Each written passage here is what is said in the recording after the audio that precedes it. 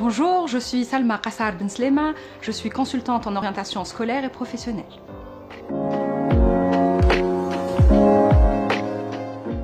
Alors, un projet d'études, c'est la route qu'on trace pour construire son projet professionnel. Donc cette route, elle prend en considération le cursus, le diplôme, les spécialités qu'on souhaite poursuivre et les universités. Quand est-ce qu'on commence à préparer son projet d'études? Le plus tôt possible, réellement. Il faut que la réflexion prenne du temps. Un seul mot d'ordre, c'est anticiper. Alors, la première étape pour la construction du projet d'études, c'est d'abord, elle doit passer par la réflexion sur son projet professionnel. Dans quelques années, le métier que je voudrais réaliser, où est-ce que je me vois, quelle est la carrière que j'envisage de poursuivre. D'abord, le métier que je veux faire plus tard. Ensuite, je commence à me renseigner, comme deuxième étape, sur les études, le cursus que je dois réaliser pour poursuivre, pour réaliser mon projet professionnel. Donc, d'abord, regardez un peu les diplômes, le type d'université, le type de formation. Et quand je rentre, une fois que j'ai toutes ces informations-là, je commence à rentrer sur le site des formations et je commence à avoir un maximum d'informations. Première chose, le contenu du programme, les modules, les matières. Est-ce que ce sont des matières finalement qui m'intéressent, qui correspondent à ce que je me faisais comme idée de la formation? Ensuite, étape très importante, c'est les conditions d'admission ou les prérequis. Qu'est-ce qu'il me faut? Les amis. Concrètement, je postule pour cette formation-là. En niveau de français, niveau d'anglais, en niveau scientifique, en niveau général, qu'est-ce qu'il faut? Et là, il faut vraiment s'approfondir et rentrer sur le site de chaque formation. Chaque formation, chaque établissement va avoir ses propres critères de sélection. Donc là, c'est très très très important. Ça fait aussi partie de la construction du projet, de voir finalement si certaines universités vont être peut-être plus exigeantes que d'autres, de voir qu'est-ce qui me correspond. Qu'est-ce qui correspond à mon profil et à mes compétences. Ça, c'est très important. Donc c'est bien beau d'avoir une motivation, mais il faut aussi avoir les compétences et la capacité qui vont avec. Donc ça, c'est très très important. Ensuite, moi, on va dire c'est une étape qui paraît très importante, c'est se renseigner sur les débouchés. Qu'est-ce que je peux faire après cette formation en termes de poursuite d'études et en termes de projet professionnel? Ça, c'est très important parce qu'il faut qu'on voit, on va pouvoir réaliser vraiment si finalement la formation que j'ai choisie correspond bien à mes attentes et à mon projet professionnel. Ensuite, je commence à m'approfondir sur les calendriers. Comment je vais postuler? Où les calendriers, où les plateformes, en fonction de mon diplôme d'origine, quelles sont les plateformes auxquelles je peux postuler?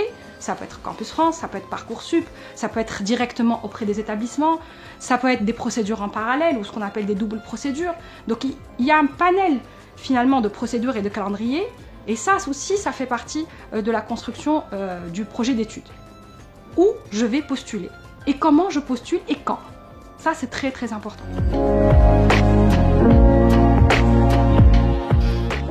Oui, un bon niveau de français est absolument nécessaire.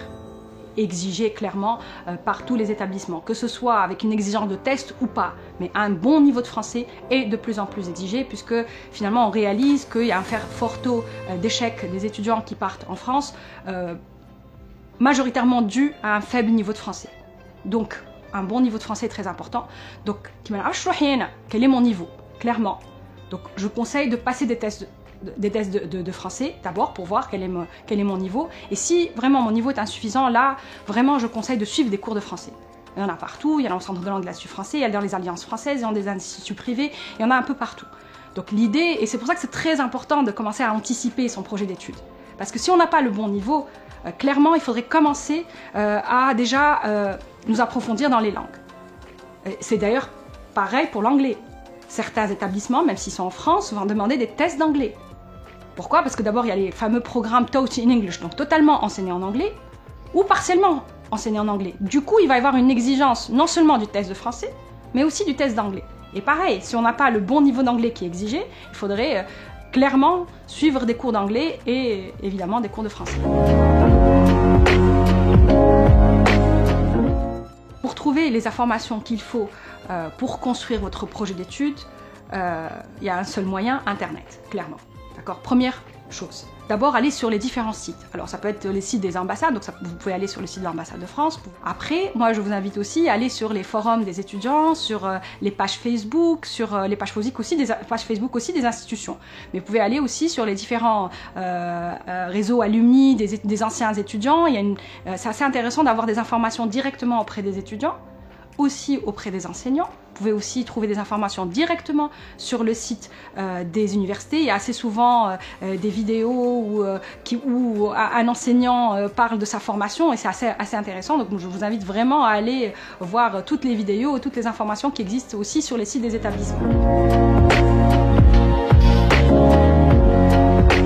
Le projet d'études en France ou à l'étranger en général, c'est vraiment un projet à aborder avec minutie et comme un vrai projet qui va déterminer notre avenir. Donc, ça demande de la réflexion, ça demande de l'anticipation, ça demande une grande préparation. Cela permettra réellement d'éviter les grandes erreurs d'orientation qu'on voit un petit peu autour de nous. Donc, à vous de choisir, à vous de jouer.